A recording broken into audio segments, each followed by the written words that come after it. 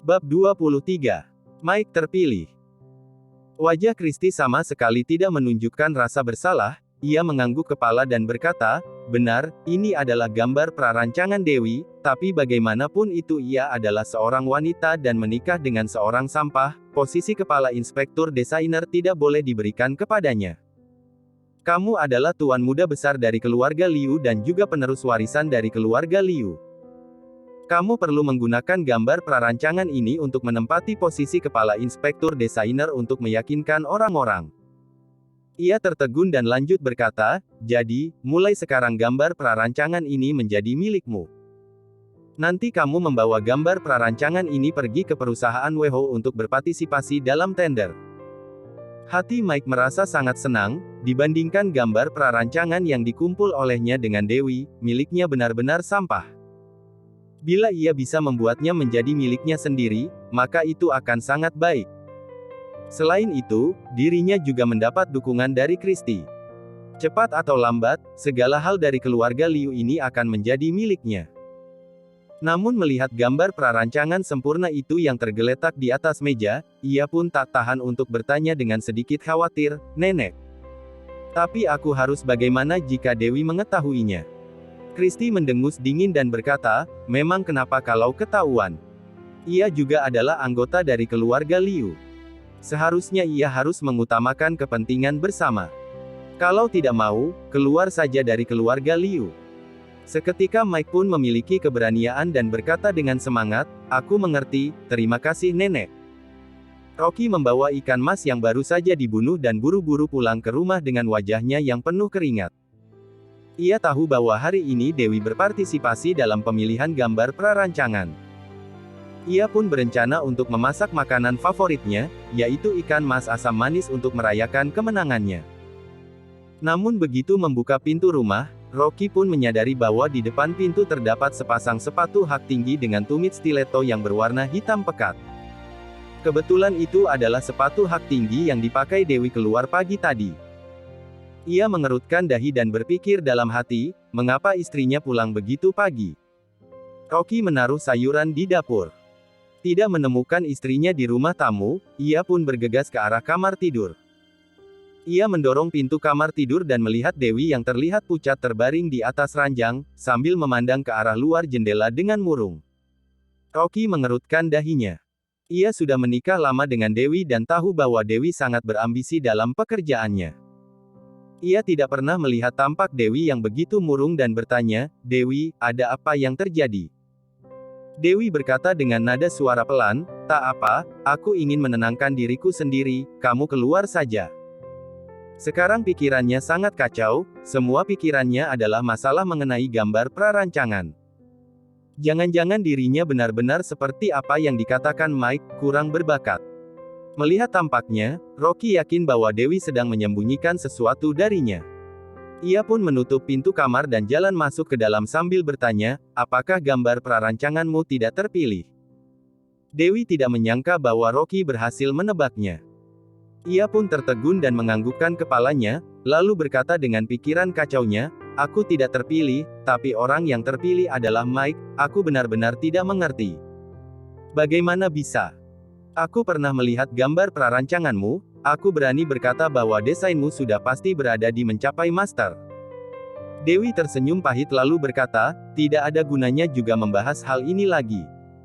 Tak terpilih ya berarti tak terpilih. Rocky berkata, aku tidak percaya bahwa orang yang suka menghamburkan uang seperti Mike juga bisa menang. Siapa tahu gambar prarancangannya juga beli dari orang lain. Dewi berkata dengan tak berdaya, bahkan jika ia membelinya, aku juga tidak bisa melakukan apapun. Aku tidak ada bukti, nenek juga begitu percaya terhadapnya, apa yang bisa kulakukan? Rocky dengan tenang berkata, suatu saat amatiran yang sepertinya juga akan terbongkar. Bisa membelinya sekali, apakah ia bisa membeli untuk selamanya? Acara tender perusahaan WeHo.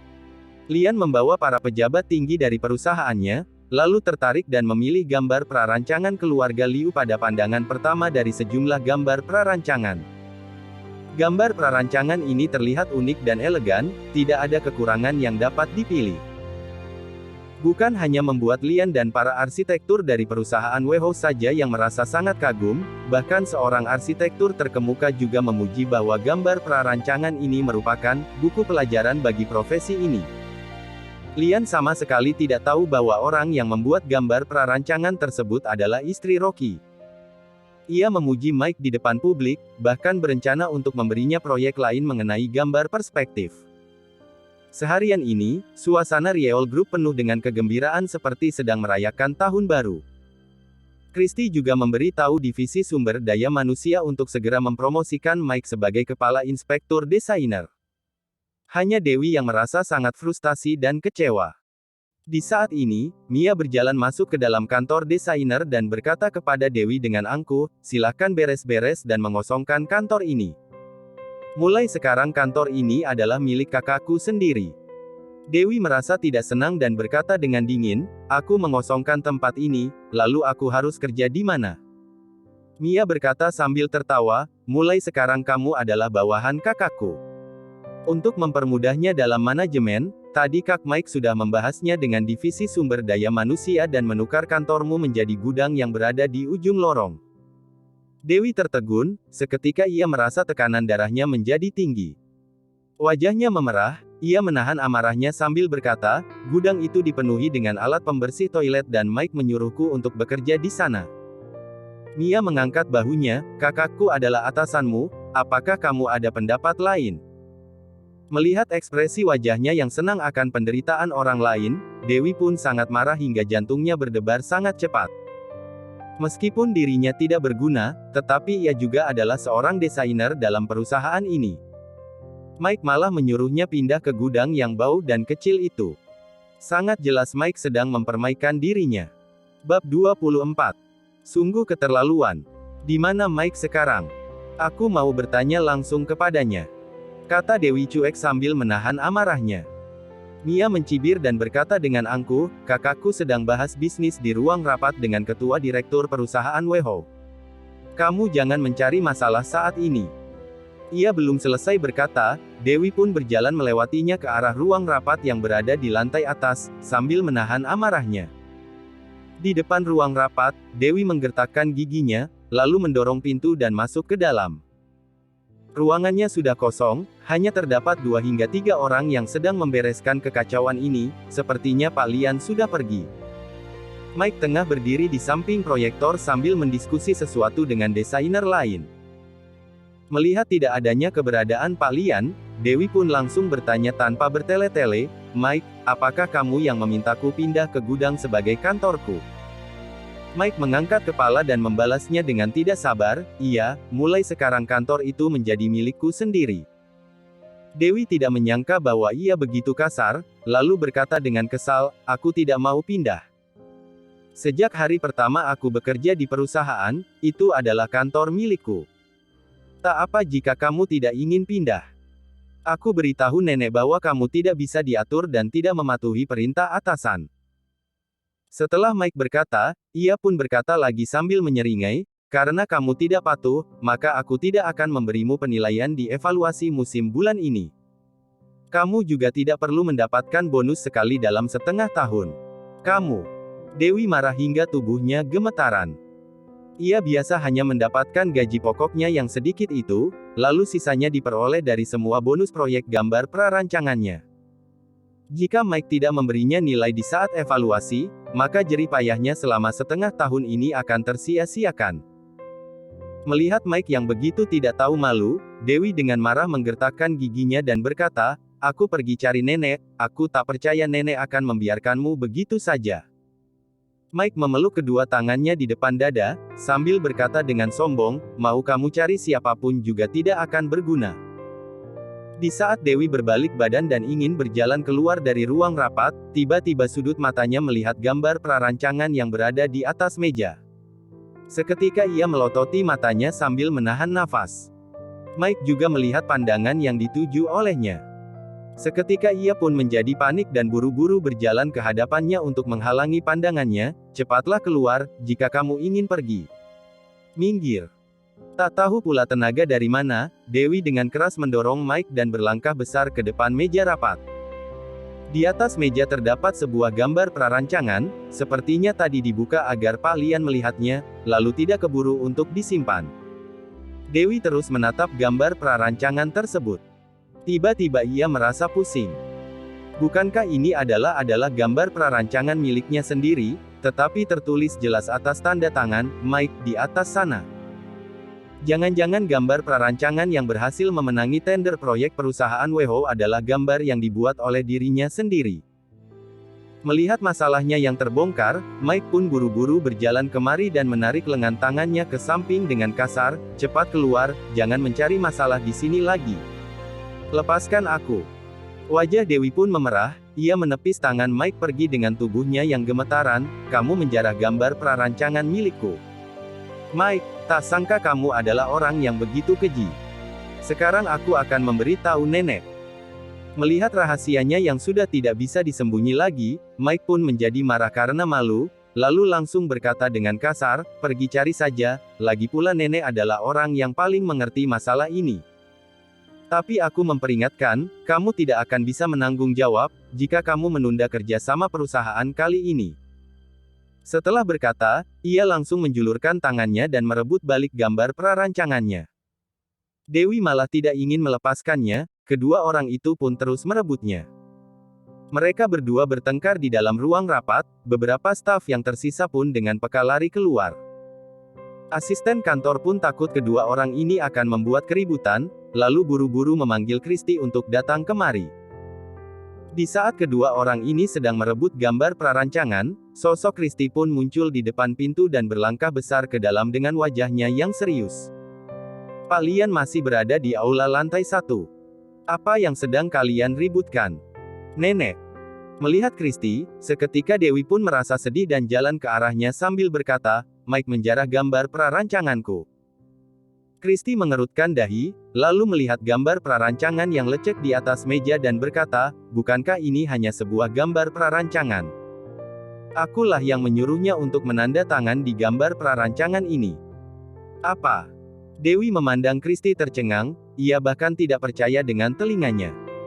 Mike dengan kesal menepuk jasnya dan membentak, "Sekarang kamu sudah tahu kan, tak peduli siapapun orang yang kamu cari, juga tidak akan berguna.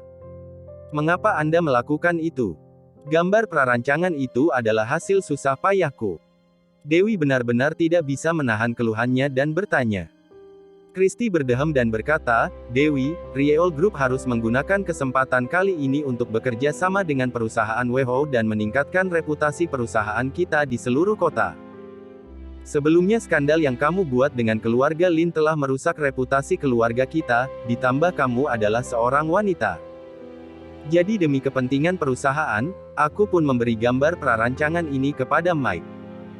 Setelah itu, Kristi pun berkata lagi, "Aku tahu dalam hatimu terdapat keluhan. Tenang, aku akan memperlakukanmu dengan adil juga, nanti aku akan suruh divisi keuangan memberimu bonus sebanyak 40 juta. Kamu jangan mencari masalah lagi." Mendengar ini, Dewi pun merinding, ia merasakan sesuatu yang dingin naik melalui tulang belakangnya. Ia berusaha keras demi perusahaan, bahkan menolak ajakan beberapa perusahaan besar dari kota Wasa. Ia menetap di Riel Group hanya untuk mengembangkan bisnis perusahaan keluarganya. Tak sangka, keluarganya hanya sedang memanfaatkan dirinya dan mengusirnya dengan uang sebanyak 40 juta. "Apa yang kuinginkan adalah keadilan, bukan uang," ujar Dewi dengan tegas. Ia benar-benar tidak bisa membiarkan orang lain yang menjarah hasilnya. Bahkan orang tersebut adalah orang yang tidak berpengetahuan seperti Mike. Ekspresi Kristi pun menjadi serius dan mengomel, "Mengapa kamu begitu ceroboh? Jika masalah ini terbongkar, apa keuntungannya bagi keluarga kita? Kamu adalah anggota dari keluarga Liu, maka kamu harus mengutamakan kepentingan bersama. Jangan bilang kamu ingin mencari ribut hingga seluruh orang mengetahui masalah ini dan menjadi pengkhianat dari keluarga Liu." Di samping sana, Mike juga berkata dengan angkuh, "Apa yang nenek katakan itu benar. Betapa jagonya kamu dalam membuat gambar prarancangan, juga tidak ada gunanya. Di masa depan, akulah yang akan menjadi penerus perusahaan, bukan kamu." "Sudah." Kristi pun melotot sekilas ke arahnya dengan maksud untuk jangan ikut campur, lalu menoleh dan berkata kepada Dewi, sebelum melakukan sesuatu, pikir-pikirlah orang tuamu. Jangan membiarkan mereka merasa khawatir kepadamu. Setelah berkata, ia pun berkata kepada Mike, mari kita pergi, biarkan dirinya pikir-pikir terlebih dahulu. Dewi mengepalkan kedua tangannya, kukunya bahkan sudah mau menusuk telapak tangannya. Setelah berusaha keras, ia baru berhasil menenangkan amarah di hatinya. Ia tahu bahwa Kristi sedang mengancam dirinya. Jika ia membongkar masalah ini, bukan hanya dirinya saja yang terkena masalah, tetapi orang tuanya juga akan terkena masalah, bahkan dirinya akan menjadi musuh satu keluarga Liu. Ia hanya bisa menelan kembali rasa ini ke dalam hatinya. Melihat waktu di mana istrinya yang sudah mau pulang, Rocky pun bersiap untuk menjemputnya pulang, tapi tak sangka Dewi sudah pulang terlebih dahulu. Ia melihat rambut Dewi yang berantakan dan matanya membengkak bagai buah persik. Seketika ia pun mengerutkan dahi dan bertanya, Dewi, apa yang terjadi pada matamu? Tak apa, hanya masuk pasir.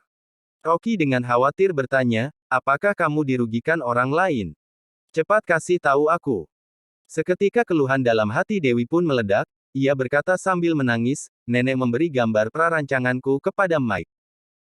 Ia mengambil gambar prarancanganku untuk partisipasi dalam tender. Aku pergi menemui nenek untuk meminta keadilan, ia malah mengancamku balik. Seketika ekspresi wajah Rocky menjadi serius, ia dengan marah berkata, bajingan, berani-beraninya mereka bersatu untuk menghina istriku.